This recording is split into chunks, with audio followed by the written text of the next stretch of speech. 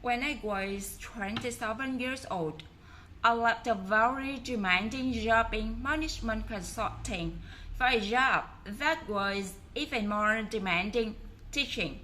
I went to teach 7th graders math in the New York City public schools. And like any teacher, I made quizzes and tests. I gave out homework assignments. When the work came back, I calculated grades. What struck me was that IQ was not the only difference between my best and my work students. Some of my strongest performers did not have stratospheric IQ score. Some of my smart kids weren't doing so well. And that got me thinking, the kinds of things you need to learn in 7th grade math. Sure, they hard. Ratios, decimals, the area of a parallelogram. But these concepts are not impossible, and I was firmly convinced that every one of my students could learn the material if they worked hard and long enough.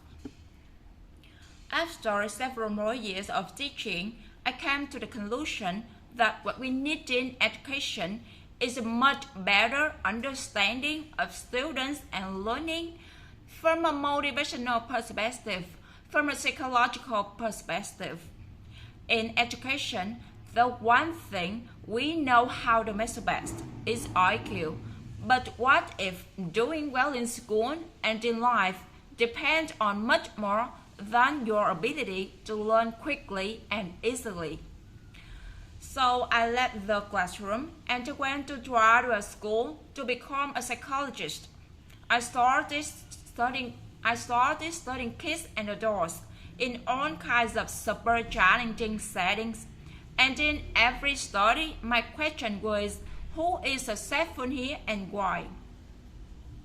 My research team and I went to West Point Military Academy. We tried to predict which cadets would stay in military training and which would drop out. We went to the National Spelling Bee and tried to predict which children would advance farthest in competition. We studied rookie teachers working in really tough neighborhoods, asking which teachers are going to be here in teaching by the end of the school year. And of those, who will be the most effective at improving learning outcomes for their students. We partner with private companies asking which job these people is gonna to keep their jobs and who is gonna earn the most money. In all those very different contexts, one characteristic is a significant predictor of success. And this wasn't social intelligence, it wasn't good looks, physical health, and this wasn't IQ. It was grit. Grit is passion and perseverance for very long-term goals. Grit is having stamina. Grit is sticking with your future day in, day out, not just for the week, not just for the month, but for years, and working really hard to make that future reality. Grit is living life like it's a marathon, not a sprint. A few years ago, I started studying grit in the Chicago public schools. I asked thousands of high school juniors to take grit questionnaires and then waited around more than a year to see who would graduate. Turns out that grittier kids were significantly more likely to graduate. Even when I matched them on every characteristic I could measure, things like family income, standardized achievement test scores, even how safe kids felt when they were at school.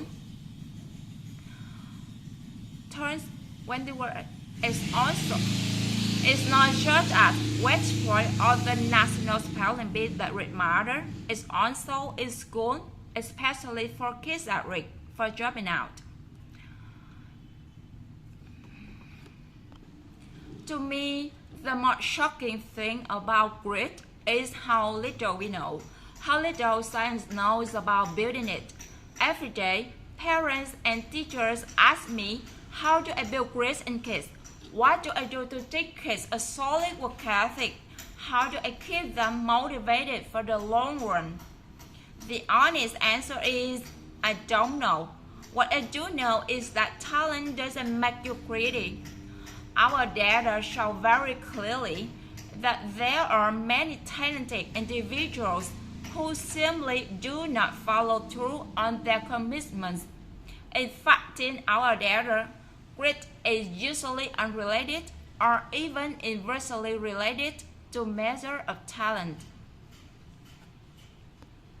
So far, the best idea I've heard about building grit, and it isn't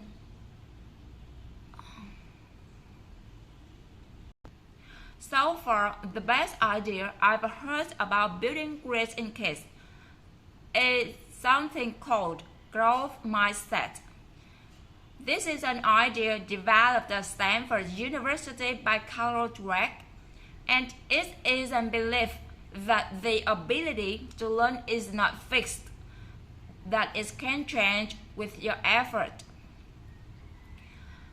Dr. Dweck has shown that when kids read and learn about building about the brain and how it changes and grows in response to challenges, they're much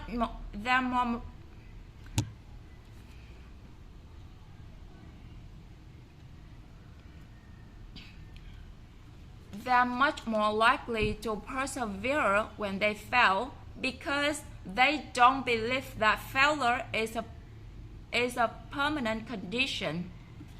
So growth mindset is a great idea for building grit, but we need more. And that's where I'm gonna end my remarks because that's where we are. That's the work that stands before us.